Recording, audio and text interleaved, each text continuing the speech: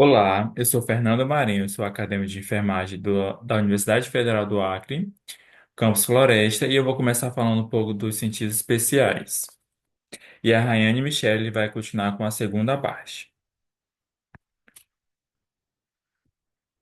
Eu vou começar falando o que são os cientistas especiais. Os cientistas especiais são sistemas sensoriais altamente especializados que nos permitem interagir com o ambiente de forma mais complexa e detalhada, que inclui a visão, a audição, o equilíbrio, o olfato e a gustação. E cada um desses sentidos possui estruturas especializadas em mecanismos únicos para detectar e processar estímulos externos. E qual a importância que os cientistas especiais são essenciais para a homeostase e a sobrevivência, permitindo-nos detectar mudanças no ambiente e responder de forma adequada. Eu vou falar um pouco, começando agora o sentido especial da visão. A função. A função da visão ela possui várias, como a detecção de luz e cores, formação de imagem e navegação e interação. A detecção de luz e cores, ela permite a percepção do ambiente através da captação de estímulos luminosos. Já na formação das imagens, ela vai transformar a luz em sinais elétricos que são interpretados pelo cérebro. E já na navegação e interação, ela auxilia na locomoção e identificação de objetos em interação. Já na estrutura do olho, que possui várias estruturas, como os exames de anatomia, mas tem a córnea, a lente, a íris, a pupila, a retina, os bastonetes e cones e o nervo óptico. Eu vou falar cada um dele, que é o córneo e a lente é responsável pela refração da luz para focá-lo na íris. Já a íris e a pupila, ela regula a qualidade de luz que entra no olho. Agora, a retina é uma camada mais sensível à luz, que contém os fotorreceptores. Os bastonetes e os fotorreceptores é da retina. Os bastonetes é sensível a baixa luminosidade e responsável pela visão em preto e branco. Já os cones é responsável pela visão colorida e pela alta acuidade visual. Já o nervo óptico ele é responsável por transmitir os sinais elétricos da retina para o cérebro. E como vai ocorrer todo o processo fisiológico da visão? Ela vai ocorrer em três etapas, que são a entrada da luz no olho, a conversão da energia luminosa em sinais elétricos e a transmissão e processamento dos sinais. A entrada na luz no olho, que a luz entra pela pupila e seu diâmetro pode ser ajustado para controlar a quantidade de luz que entra. Já a córnea e a lente refratam os raios luminosos focando na retina. A conversão da energia luminosa em sinais elétricos, né? Que se os fotoreceptores da retina, como bastonetes, cones, contêm pigmentos visuais sensíveis à luz. Esse pigmento visual, nos bastonetes, é a rodopsina, composta por opsina e retinal. Quando a luz atinge a rodopsina, vai ocorrer uma alteração estrutural no retinal, iniciando uma cascata de reações que geram sinal elétrico. Nos cones, há três tipos de pigmentos visuais responsáveis pela visão das cores. E como vai ocorrer todo o processo de transmissão e processamento dos sinais? Que os sinais dos fotorreceptores são transmitidos para o neurônio bipolares e depois para as células ganglionares, cujos axônios formam o nervo óptico. Esse nervo óptico, ele vai ser responsável por levar os sinais ao quiasma óptico, onde algumas fibras cruzam para o lado oposto. O processamento final ocorre no córtex visual do lobo occipital, onde as imagens são formadas e interpretadas. Agora, o sentido especial da audição, que é também responsável pelo equilíbrio. Possui várias funções também, como a detecção de sons, comunicação e localização espacial. A detecção de som permite a percepção de ondas sonoras, como vozes, música e ruídos ambientais. Já na comunicação, ela facilita a interação social através da fala e da escuta. Já na localização espacial, ela ajuda a identificar a direção e a distância de fontes sonoras. Já na estrutura, que a orelha vai ser dividida em orelha externa, orelha média e orelha interna. A orelha externa é dividida por aurícula, meato acústico externo, membrana timpânica. Já a orelha média é dividida em martelo, bigono, estribo, tuba auditiva, e a orelha interna é dividida pela cóclea, órgão de córtex e o nervo vestibulococlear. E como vai correr todo o processo fisiológico da audição?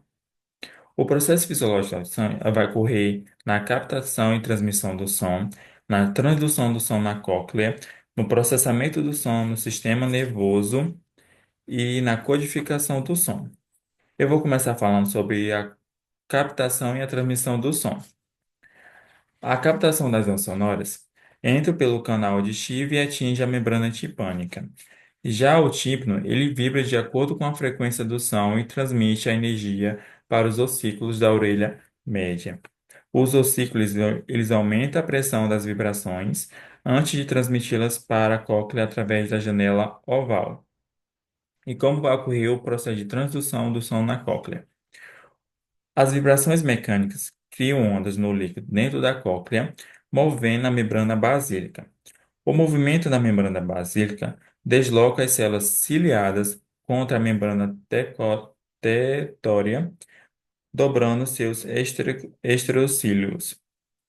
E a deflexão dos estereocílios abre os canais iônicos, permitindo a entrada de íons K+, e Ca2+, e despolarizando as células ciliadas. Essa despolarização provoca a liberação de neurotransmissores que ativam os neurônios do nervo auditivo. E como vai ocorrer o processamento do som no sistema nervoso? Vai ocorrer pelo nervo vestibulococlear, pelos núcleos cocleares no tubo, pelo tálamo, pelo córtex auditivo do lobo temporal e depois vem pela codificação do som. O nervo vestibulococlear, ele transporta os sinais elétricos ao tronco encefálico. Já o núcleo cocleares no tubo, ele faz o primeiro processamento do som. Já no tálamo, ele atua como a estação de retransmissão para o córtex auditivo. Já o córtex auditivo no lobo temporal, ele vai ser responsável pela percepção final do som. E por último, que é a codificação do som. Ele vai ocorrer pela frequência e tom, pela intensidade do som e a localização do som. A frequência e tom, que o som de alta frequência atinge células ciliadas próximas à base da cóclea, região rígida, e o som de baixa frequência ativa as células da extremidade distal da cóclea, região flexível. E já a intensidade do som, que é a amplitude, os sons mais altos deslocam mais células ciliadas, aumentando a liberação de neurotransmissores. E já a localização do som, o cérebro calcula a localização do som, comparando as diferenças de tempo e intensidade e entre os ouvidos. Agora, falando um pouco do sentido especial da gustação, possui várias funções, como detecção de sabores, seleção de alimentos, experiência sensorial. A detecção de sabores permite a percepção de cinco sabores básicos, como doce, salgado, azedo, amargo e umami. Seleção de alimentos. Ajuda a identificar alimentos nutritivos e evita substâncias potencialmente tóxicas. E experiência sensorial. Contribui para o prazer e a apreciação de alimentos e bebidas. Já na estrutura do sistema gustativo, é dividido por botões gustativos, papilas gustativas e vias neurais gustativas. Os botões gustativos. Os botões gustativos são unidades funcionais do sistema gustativo. Eles contêm células receptoras gustativas, as CRGS, e estão localizadas principalmente na língua, mas também no palato e na faringe. Cada botão gustatório é composto por células receptoras gustatórias, CRGS, que detectam os sabores, células de sustentação, que fornecem suporte estrutural, células basais, que geram novas CRS conforme necessário.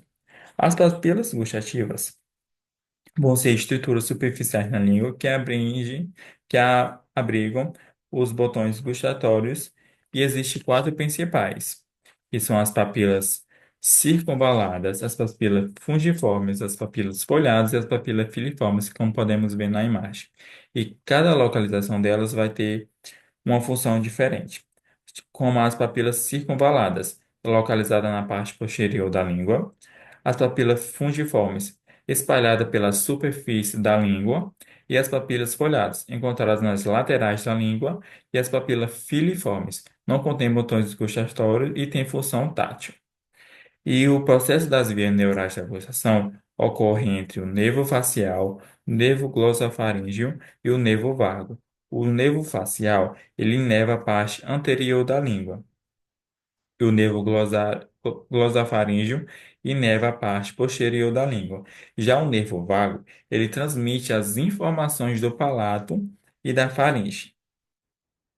E esse nervo ele leva os sinais ao tronco encefálico e depois ao tálamo e finalmente ao córtex gustatório do lobo insular.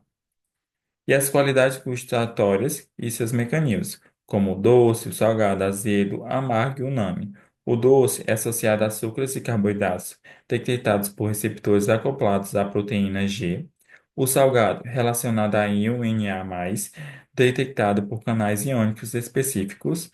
Azedo, resultado na presença de H mais ácidos detectados por canais sensíveis a prótons. Amargo, relacionado a substâncias potencialmente tóxicas, detecta, detectados por receptores específicos a T2R. Uname, associado ao glutamato mosaico, MSG, e certos aminoácidos, detectado por receptores T1R1 mais T1R3. E há também evidências que o gorduroso ele pode ser uma sexta qualidade gustatória, mediada pelo receptor CD36. E agora vamos para o processo fisiológico da gustação. Vai ocorrer pela transdução do sabor e pela transmissão e processamento da informação. Cada tipo de sabor é detectado por diferentes mecanismos de transdução. O salgado, o sódio entra nas células gustatórias por canais iônicos, causando a despolarização e a liberação de neurotransmissores. Já o azedo, os íons H bloqueiam canais de potássio e levam à despolarização e à ativação da célula. O doce, o amargo e o unânime usam receptores acoplados à proteína G. O doce, ele é ativado por T1R2 mais T1R3. O amargo, ativado por T2R. O NAMI é ativado por T1R1 mais T1R3. Esses receptores ativam uma cascata de sinalização que leva ao aumento de CA2 intracelular, resultando na liberação de ATP como sinal para os nervos sensoriais. E como vai ocorrer o processo de transmissão e processamento da informação? A ativação das células gustatórias gera o potencial de ação nos nervos. Os sinais são enviados ao tronco encefálico, núcleo do trato solitário, e depois segue para o tálamo, onde ocorre o processamento inicial. E, finalmente, as informações chegam ao córtex gustatório no lobo insular, onde são interpretados. Agora, a Rayane Michele vai continuar com a segunda parte, e muito obrigado pela atenção.